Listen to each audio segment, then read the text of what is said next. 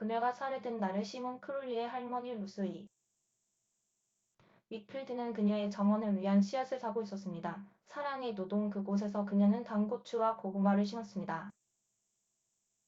1년 전 뉴욕 동부 버팔로의 탑스 프렌들리 마켓에서 인종차별주의자 집단 총격으로 사망한 10명의 사람들 중 한 명인 이 가족의 가장인 히트필드였습니다. 크롤리는 히트필드가 항상 그녀의 아이들과 손주들을 가까이 두었고 일요일 저녁을 요리했으며 그녀의 희미우아함 그리고 진정한 사랑으로 모든 사람들에게 영감을 주었다고 말했습니다. 그녀에게 할머니를 잃은 고통은 아직도 생생합니다. 그것은 우리에게 매우 어려웠습니다. 라고 크롤리가 말했습니다. 우리는 곧 1년이 되지만 우리 가족에게는 6개월도 안 되는 것 같습니다. 일요일은 19세의 백인 우월주의자 페이튼 젠드론이 팝스 식료품점에서 총기를 난사한 버팔로의 다수 지역인 블랙 이스트사에 대해서 발생한 공격이 1주년입니다. 크롤리를 포함한 피해자의 친척들은 젠드론의 선고 공판에서 감정적인 진술을 했습니다. 크롤리는 젠드론에게 법정에서 연설하면서 우리 모두는 당신의 극악무도한 범죄 뒤에 숨겨진 순수한 증오와 동기를 알고 있으며 우리는 당신이 실패했다는 것을 당신에게 말하기 위해 여기에 있습니다라고 말했습니다. 우리는 계속해서 당신이 아닌 모든 것을 당신이 싫어하는 모든 것을 당신이 파괴하고자 했던 모든 것을 높이고자 할 것입니다. 젠드론은 2월에 동신형을 선고받았습니다. 여전히 가족은 회복력이 있고 비극이 있은 다음 해에 단결되어 있다고 크롤리는 말했습니다. 그리고 더 큰 버팔로 공동체도 마찬가지입니다. 버팔로 공동체는 여전히 황폐화되어 있지만 그 도시는 기독을 승리로 바꾸려고 노력하고 있다고 활동가들은 말합니다.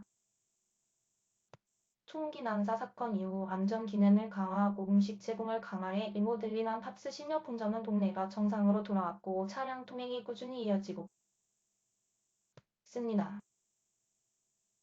지난달 윗필드를 기리는 포럼 중 하나는 백인 우월주의 혐오 발언 건강과 웰빌 테러 등 지역사회 행사와 주민들의 슬픔을 한데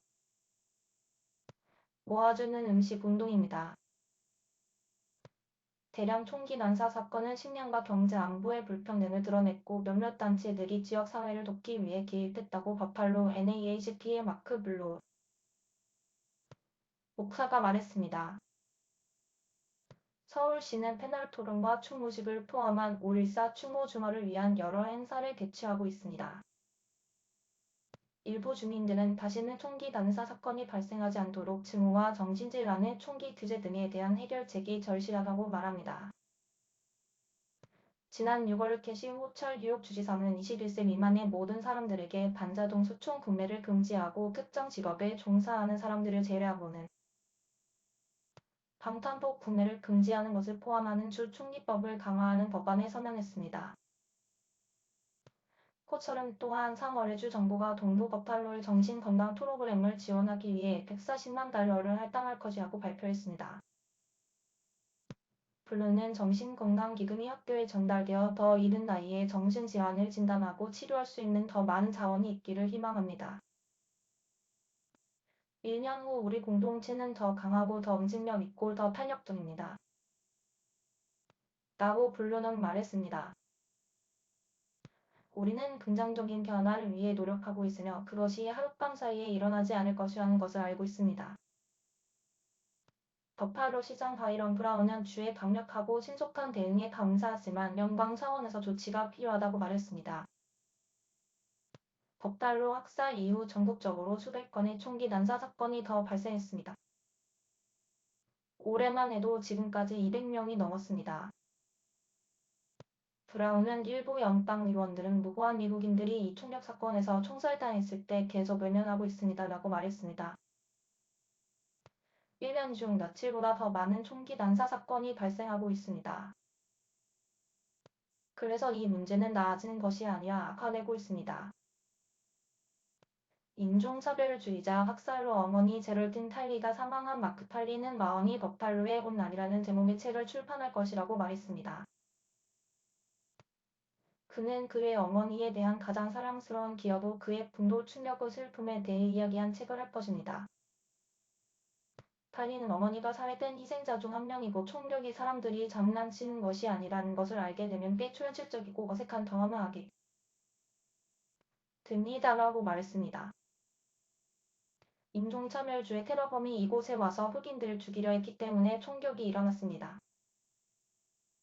텔리는 지역사회가 각 기념일에 대한 공격을 기념하는 것보다 버팔로 동부를 괴롭히는 가난에 대한 해결책에 더 집중하길 바란다고 말했습니다.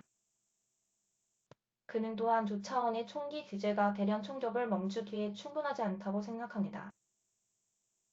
텔리는 이것이 연방 차원에서 이루어지지 않는 한 그것은 정말 말이 되지 않습니다라고 말했습니다.